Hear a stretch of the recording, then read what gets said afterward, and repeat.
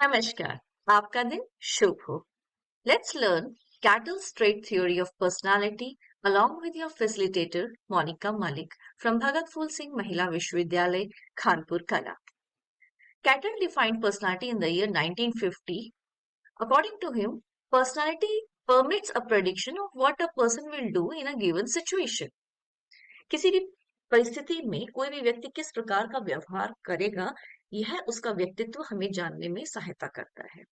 Cattle की theory को Cattell's trait theory of personality व Cattell's factor theory of personality के नाम से भी जाना जाता है। कैटल की थ्योरी को ट्रेट थ्योरी इसलिए कहा जाता है क्योंकि व्यक्तित्व को समझने व जानने के लिए उन्होंने शील गुणों का उपयोग किया, जबकि फैक्टर थ्योरी ऑफ पर्सनालिटी उनको इसीलिए कहा जाता है इन शील गुणों का चयन करने के लिए उन्होंने फैक्टर एनालिसिस, जिसको कि हम कारक विश्लेषण विधि भी कहते हैं, उसका उपयोग किया। कारक विश्लेषण विधि का सबसे पहले जो बिहेवियर को स्टडी करने के लिए उपयोग किया गया वह कैटल के द्वारा किया गया। So he is regarded among as the pioneers of making use of factor analysis in the study of behaviors. Cattle ने प्रमुख शीलगुणों की खोज की शुरुआत जो एल्बर्ट ने 18,000 शीलगुणों में से 3500 शीलगुण चुने थे उनमें से की।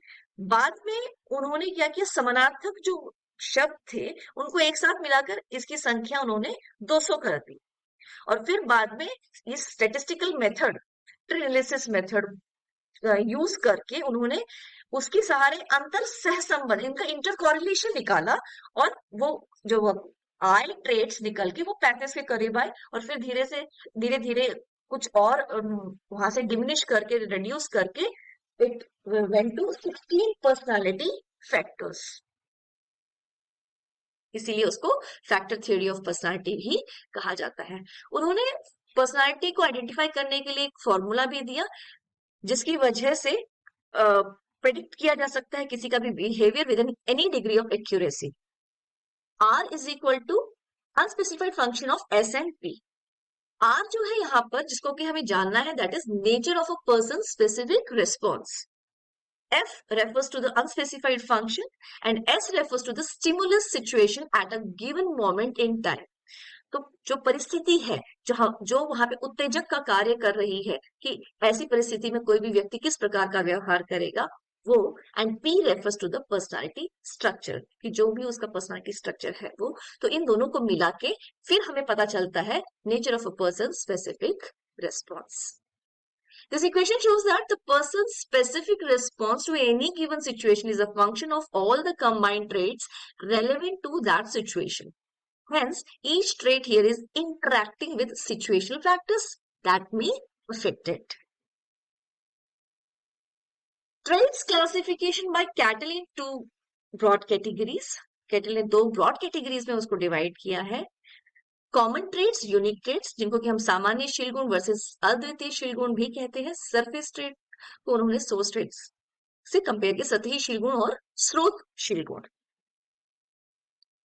अब इनको डिटेल में देखते हैं। जो हमारे कॉमन ट्रेट्स हैं वो सभी में पाए जाते हैं। Common traits are one that are possessed by everyone to some degree. किसी में ज्यादा होता है, किसी में कम। अब जैसे इंटेलिजेंस है, इंटेलिजेंस की मात्रा, कोई बहुत बुद्धिमान होता है, कोई थोड़ा बुद्धिमान होता है, कोई मॉडरेट होता है। ऐसे ही एक्सट्रोवर्शन की लिमिट भी हर एक में अलग अलग है, हाई, लो, नॉर्मल एक्सेट्रा। दूसरा है हमारा यूनिक ट्रेट्स। ये हर एक में नहीं पाए जाते, मतलब कि हर एक में पाए तो जाते हैं लेकिन इनकी जो मात्रा है वो कम होती है। ये हम जो यूनिक ट्रेट्स हैं किसी भी व्यक्ति की रुचि और उसका दृष्टिकोण कैसा है उसके आधार पर हम जान पाते हैं। These aspects are shared by few people. ठीक है, तो जैसे मान लीजिए रुचि, किसी की रुचि पॉलिटिक्स में है, किसी का म्यूजिक में है, कोई स्पोर्ट्स में रुचि रखता है। इसी प्रकार से दृष्टिकोण, अब दहेज के संबंध में अगर हम देखें तो किसी का दृष्टिकोण ये कहता है दहेज होना चाहिए और कुछ लोगों का दृष्टिकोण ये होता है दहेज एक अभिशाप है। ठीक है, तो this are called unique traits. दूसरा है हमारा सरफेस ट्रेट्स, जो कि बाहरी व्यवहार को देख के किसी भी व्यक्ति के हम जान सकते हैं कि वो जो व्यक्ति है वो दयालु है, ईमानदार है, जनरस है, चतुर है, क्लेवर है, एक्सेट्रा। जो सोर्स ट्रेट्स होते हैं, these are the basic underlying structures which constitute the building blocks of personality. बहुत सारे सरफेस ट्रेट्स जब हो जाते हैं तो उनको मिला के हम एक सोर्स ट्रेट पे आते हैं। तो कैटल के अनुसार जो मूल शीलगुण व्यक्तित्व है वो भीतरी संरचना होती है, जिसके बारे में हमें ज्ञान तब होता है जब हम उससे संबंधित जो भी सतही शील गुण है उनको एक साथ मिलाने की कोशिश करते हैं। जैसे कि सामुदायिकता है, निस्वार्थ तथा हास्य। ये तीन ऐसे सतही शील गुण हैं, जब हम इनको एक साथ मिलाते हैं तो हमें एक नया मूल शील गुण निकल कर आता है, जिसको हम मित्रता या फ्रेंडलीनेस की संज्ञा देते हैं। तो source traits जो है they exist at a deeper level of the personality and are the causes of behavior in diverse domains over an extended period of time. source traits जो है उन्होंने उनको अलग अलग बेसिस पे क्लासिफाई किया। source traits on the basis of origin की अगर हम बात करते हैं तो उनको दो भागों में विभाजित किया गया है, constitutional traits या स्वाभाविक शील गुण व environmental traits पर्यावरण प्रभावित शील गुण। फिर जो source traits on the basis of modalities कह सकते हैं हम, या हम कह सकते हैं कॉन्स्टिट्यूशनल ट्रेट्स के तीन विभागों में विभाजित किया गया। तो वो है हमारे क्षमताशील गुण एबिलिटी ट्रेट्स, टेम्परामेंट ट्रेट्स जो कि स्वभाव चित्त प्रकृति शील गुण कहलाता है, डायनामिक ट्रेट्स गत्यात्मक शील गुण। फर्दर एबिलिटी ट्रेट्स को फ्लूइड इंटेलिजेंस और क्रिस्टलाइज्ड इंटेलिजेंस में डिवाइड किया गया, व डायनामिक ट्रेट्स को एटीट्यूड्स, अर्ग और सेंटिमेंट्स में विभाजित किया गया, जिनको कि हम आगे डिटेल में देखेंगे। जो सोर्स ट्रेट्स हमने अभी तक पढ़े, जो मूल आपके शील गुण हैं, इनके को आधार में रखते हुए रेमंड ने फैक्टर एनालिसिस मेथड को यूज करते हुए 16 पर्सनालिटी फैक्टर्स का एक क्वेश्चनरी तैयार किया था 1956 में, जिसके द्वारा हम आइडेंटिफाई कर सकते हैं किसी भी व्यक्ति का व्यक्तित्व किस प्रकार का है। तो ये कुछ फैक्टर्स हैं, यहाँ पर 16 फैक्टर्स हैं। इनके आधार पर हम high score, low score identify कर सकते हैं। Number of items, letter symbols ये डिनोट कर रहे हैं इनके फैक्टर्स के बारे में। 16 पर्सनालिटी फैक्टर्स उन्होंने 1956 में बनाए थे, फिर उन्हें लगा कि कुछ और एडिशंस करने चाहिए, तो उन्होंने 7 नए एडिशंस किए इन फैक्टर्स, पर्सनालिटी फैक्टर्स में, जिसकी वजह से इन पर्सनालिटी फैक्टर्स की संख्या 23 हो गई, जिसमें इन्होंने ऐड किया एक्साइटेबिलिटी उत्साहपूर्ण बनाम व्यक्तिकता, अशिष्टता बनाम परिपक्व समाजीकरण, प्रसन्नचित आकस्मिकता, सामूहिक समर्पण, सामाजिक कलगी, स्पष्ट आत्म अभिव्यक्ति। Source traits on the basis of origin, जैसे कि अभी हमने देखा था constitutional traits and environmental traits. जो स्वाभाविक शील गुण होते हैं ये जैविक और शारीरिक स्थितियों से उत्पन्न होते हैं, ये जन्मजात होते हैं, आनुवंशिक हम इनको कह सकते हैं, आनुवंशिकता का प्रभाव इस पे अधिक पड़ता है। तो ये जो ट्रेट्स हैं हमारे बायोलॉजिकल और फिजियोलॉजिकल कंडीशन को से डिराइव किए जाते हैं। जैसे मान लीजिए किसी को कोकेन का एडिक्शन है, तो जब उसको हम उससे रिकवर कर रहे हैं तो उसमें इरिटेबल, डिप्रेस्ड एंड एंग्शियस इस तरह का व्यवहार देखा जा सकता है। ऐसे ही मान लीजिए किसी व्यक्ति में का बीपी हाई है, हाई बीपी होने की वजह से उसके बिहेवियर में इरिटेबल रहेगा, डिप्रेस रहेगा, उसमें एग्रेशन बहुत रहेगा। इस तरह का हमारे बिहेवियर में चेंजेस आते हैं जैविक और शारीरिक स्थितियों की वजह से। एनवायरमेंटल ट्रेट्स जो होते हैं वो पर्यावरण प्रभावित शील गुण है, समाज और भौतिक वातावरण में प्रभावों से ये निर्धारित किए जाते हैं। So these are influence in the social and physical environment. So these traits reflect learned characteristics जो आप सीख रहे हैं अपने वातावरण से, एंड स्टाइल्स ऑफ बिहेविंग किस तरह से हम हमारे व्यवहार होना चाहिए या हो रहा है, that is imprinted on the personality by the individuals environment.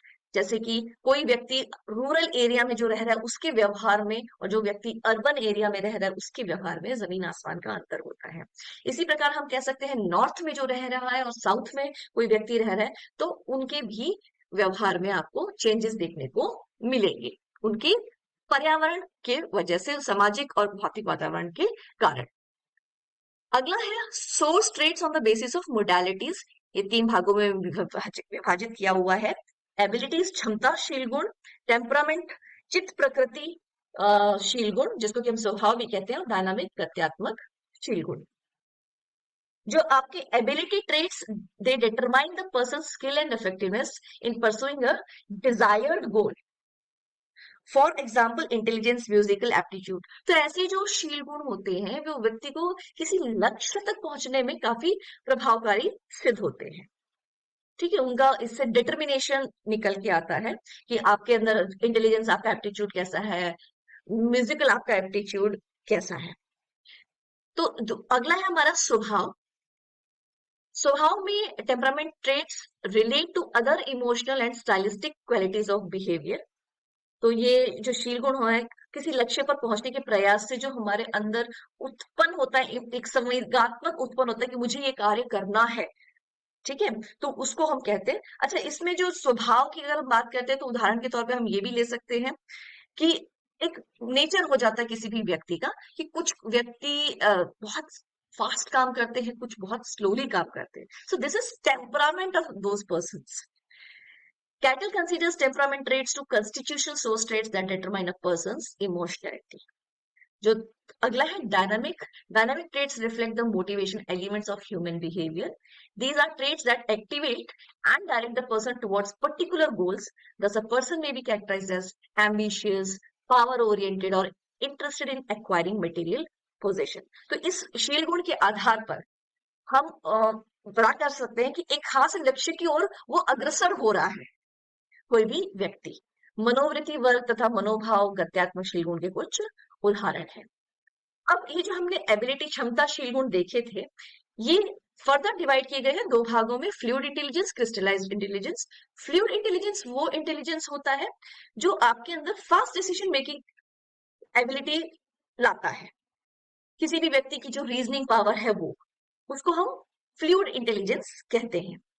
तो जिसके अंदर ये होता है वो कोई भी जो समस्या उसके आसपास होती है उसको आसानी से सॉल्व कर लेता है। ऐसे व्यक्ति जिनके अंदर फ्लूइड इंटेलिजेंस की अधिकता होती है उनको हम स्ट्रीट स्मार्ट कहते हैं। दूसरा है क्रिस्टलाइज्ड इंटेलिजेंस। ये वो व्यक्ति होते हैं जिन्होंने, जैसे मान लीजिए, कोई स्किल सीखा या कोई नॉलेज गेन किया और फिर उन्होंने क्या किया, उस नॉलेज को अप्लाई किया किसी दूसरी सिचुएशन में। Individuals with this type of intelligence are known as book smart. उनको हम बुक स्मार्ट कहते हैं। तो these two types of intelligence are independent but are connected to one another. तो इसमें हम एग्जांपल ले सकते हैं, कोई मैथ की आपने थियरी सीखी और उसकी वजह से आप कोई सम को अगर सॉल्व कर पा रहे हैं तो वो आपका क्रिस्टलाइज्ड इंटेलिजेंस है। अगला जो डायनामिक ट्रेट्स है वो फर्दर 3 भागों में विभाजित है। एटीट्यूड्स, मनोवृत्ति। कैटेल का मनोवृत्ति से तात्पर्य किसी वस्तु या घटना के प्रति जो व्यक्ति के संवेग एवं क्रियाएं हैं उनसे है। ठीक है, उसके इमोशंस कैसे हैं, उसके एक्शंस कैसे हैं, और they are the visible qualities. उनको आप देख सकते हैं, उसके एटीट्यूड को आप देख सकते हैं, उसको महसूस कर सकते हैं। दूसरा है हमारा अर्क। अर्क का अर्थ होता है कार्य या ऊर्जा, जो आपके अंदर एक अंदर से निकलता है ना कि हाँ भाई मुझे ये कार्य करना है। बेसिकली जो अर्क्स होते हैं ये हेरिडिटरी होते हैं, अनुवांशिक होते हैं ये। ठीक है, सभी, देखिए हमारा जो भी, हम कोई भी व्यवहार करते हैं कैटल के अनुसार, सभी तरह का जो व्यवहार है वो एक ऊर्जा स्रोत होता है। ठीक है, तो ये जो अर्ग अभिप्रेरणा की मूल इकाई है और विशिष्ट लक्ष्यों की ओर ये हमें निर्देशित करता है। कैटल ने कारक विश्लेषण अध्ययन के आधार पर ये जो नीचे दिए हुए ये 11 अर्गों की सूची थी, जिनको कि हम anger, appeal, curiosity, disgust, grace, hunger, protection, security, self assertion, self submission, sex कहते हैं। सेंटिमेंट्स जो होते हैं, मनोभाव जो होते हैं, ये पर्यावरणीय परिवर्तित स्रोत शील गुण है। अर्थात मनोभाव की जो उत्पत्ति है वो बाहरी जो सामाजिक है वो भौतिक प्रभावों से ये प्रभावित होता है। सेंटिमेंट, हम किन के साथ रह रहे हैं, किस तरह से हम उनसे जुड़े हुए हैं। तो मनोभाव सीखी गई मनोवृत्ति का एक पैटर्न होता है जिससे व्यक्ति जीवन की महत्वपूर्ण वस्तुओं जैसे नौकरी, धर्म, उसके जो कुछ शौक है, पति पत्नी आदि के प्रति एक खास तरह का व्यवहार वो कर पाता है। इस तरह से हमारी कैटल की थ्योरी खत्म होती है। आशा है आप लोगों को समझ में आई होगी। अगर आपको पसंद आई है तो please subscribe, like, comment, share and press the bell icon for notification of forthcoming videos. Thank you and have a nice day.